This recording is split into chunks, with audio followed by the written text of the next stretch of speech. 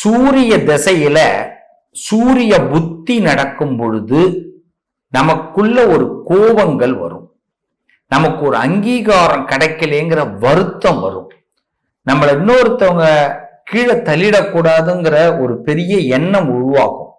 அப்ப நம்ம மனசை சாந்தப்படுத்தணும். சூரிய தசை சூரிய புத்தி நம்ம மனசை சாந்தப்படுத்தணும் அப்படின்னா சிவனுக்கு ருத்ராபிஷேகம் செய்யணும்.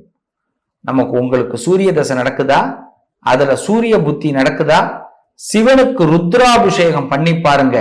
உங்க மனசும் சாந்தமாகும், சிவனுடைய அருளும் பரிபூர்ணமா கிடைக்கும், நினைச்ச காரியங்களும் மென்மேலும் வளரும். உயர்ந்த பதவிகளை கண்டிப்பா உங்களால அடைய முடியும். பதவி ஆசை உள்ளவங்க கண்டிப்பா இதை செய்யுங்க.